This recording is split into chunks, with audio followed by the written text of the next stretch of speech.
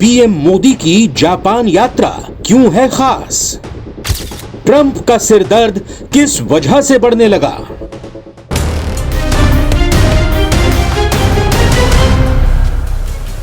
भारत और जापान, ये रिश्ता कोई एक दशक या एक शताब्दी का नहीं बल्कि 1400 साल पुराना है।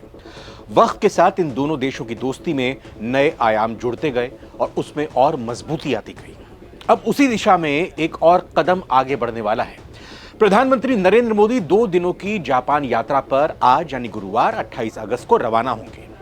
इस दौरान वो भारत जापान वार्षिक शिखर सम्मेलन में भी हिस्सा लेंगे। इस दौरान प्रधानमंत्री मोदी और जापानी प्रधानमंत्री शिगेरू इशिबा के बीच द्विपक्षीय वार्ता होगी, जो रक्षा, व्यापार, निवेश और अवसंरचना जैसे क्षेत्रों में सहयोग को बढ़ावा देगी।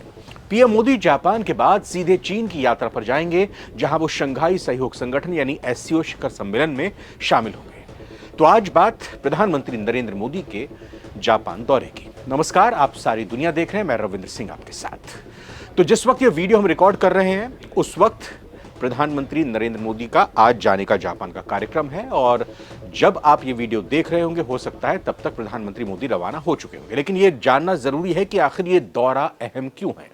मोदी का यह दौरा सिर्फ भारत जापान संबंधों को नई ऊंचाई देने तक सीमित नहीं है, बल्कि इसके व्यापक रणनीतिक मायने हैं। अमेरिका भारत व्यापारिक तनाव के बीच जापान भारत के लिए एक भरोसेमंद तकनीक और व्यापारिक सहयोग के रूप में उभर रहा है। साथ ही इंडो पैसिफिक रीजन में चीन के बढ़ते दबदबे को देखते हुए भारत जापान की पार्टनरशिप क्वाड को नई ताकत देने में मदद देगा। जापान की तरफ से होने वाला $68 बिलियन का निवेश भारत की अर्थव्यवस्था के लिए बड़े अवसर लेकर आएगा, खासतौर पर सेमीकंडक्टर्स और आर्टिफिशियल इंटेलिजेंस जैसे क्षेत्रों में, जहां भारत भविष्य की ग्लोबल अर्थव्यवस्था में अहम भूमिका निभाने की तैयारी में है और भारत और जापान दोनों मिलकर इस क्षेत्र में और आगे बढ़ने के लिए कई सारे करार और समझौते कर सकते हैं। ट्रंप प्रशासन द्वारा भारत पर 50% टैरिफ लगने के ऐलान से उपजे तनाव के बीच प्रधानमंत्री मोदी जापान के 2 दिन के दौरे पर रवाना हो गए हैं। ये यात्रा ऐसे समय में हो रही है जब भारत न केवल अमेरिका के साथ व्यापारिक तनातनी झेल रहा है, बल्कि इंडो पैसिफिक रीजन में स्ट्रैटेजिक बैलेंस साधने की भी कोशिश कर रहा है।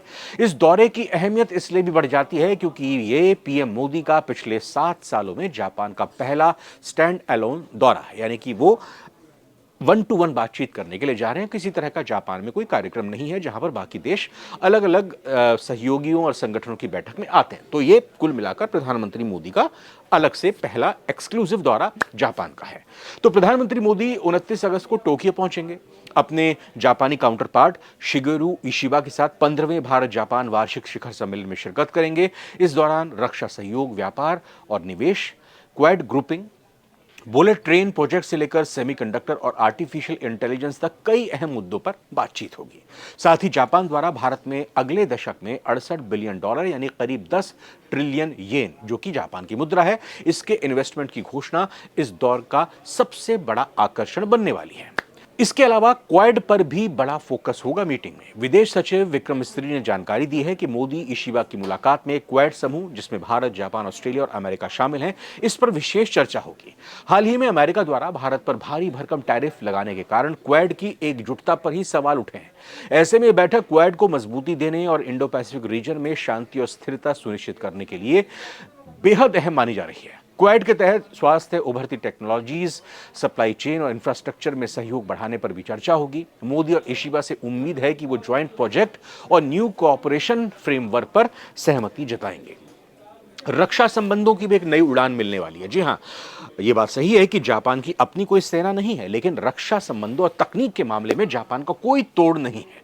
तो भारत जापान रक्षा संबंध हाल के सालों में मजबूत हुए हैं और अब इन्हें एक नई ऊंचाई ले जाने पर भी जोर दिया जा रहा है और एक तैयारी शुरू हो चुकी है। दोनों देशों की नौसेनाओं के बीच शिप मेंटेनेंस सहयोग पर बातचीत जारी है। साथ ही भारत का डीआरडीओ और जापान की एटला यानी acquisition, technology and logistics agency के बीच रक्षा उपकरण और तकनीक साझा करने की दिशा में चर्चाएं चल रही हैं। सूत्र ये कह रहे हैं कि पीएम मोदी के दौरे के दौरान 2008 की सुरक्षा सहयोग घोषणा पत्र, यानी जो 2008 में किया गया था, डिक्लेरेशन ऑन सिक्योरिटी कोऑपरेशन को, इसको अपग्रेड करने पर भी सहमति बन सकती है, जिसमें नई चीजें जुड़ सकती हैं और भारत और जापान मिलकर रक्षा क्षेत्र में कैसे एक दूसरे को मजबूत करे, इस पर चर्चा और बातचीत की जा सकती है। आपको बता दें कि हाल ही में दोनों देशों ने भारतीय नौसेना के लिए यूनिकॉर्न मस्त यानी एडवांस्ड कम्युनिकेशन सिस्टम के संयुक्त विकास का करार किया था। बुलेट ट्रेन प्रोजेक्ट और व्यापारिक रिश्ते मोदी के इस दौरे में टोक्यो इलेक्ट्रॉन फैक्ट्री और सेंडाई स्थित तोहोकू शिंकानसेन प्लांट का भी दौरा करेंगे, जहां बुलेट ट्रेन के कोच बनाए जाते हैं। उम्मीद है कि भारत जापान के बीच Mumbai Ahmedabad high speed rail project के लिए जापान के E10 बुलेट ट्रेन पर अहम चर्चा होगी। यह ट्रेन न केवल 320 किलोमीटर प्रति घंटे की रफ्तार से चलेगी, बल्कि इसमें एडवांस सेफ्टी सिस्टम भी होंगे जो भूकंप जैसी आपदाओं के दौरान दुर्घटनाओं को रोकेंगे। खास बात यह है कि इसमें भविष्य में ड्राइवरलेस ऑपरेशन की भी सुविधा होगी, यानी इसमें ड्राइवर नहीं होगा। जापान इंटरनेशनल कोऑपरेशन एजेंसी के इस प्रोजेक्ट के लिए करीब 88,000 करोड़ रुपए की फंडिंग करेगी, जो कुल लागत 1.08 लाख करोड़ रुपए की है, जिसमें 81% इसका योगदान है। बाकी राशि केंद्र सरकार और महाराष्ट्र गुजरात सरकारें मिलकर देंगी।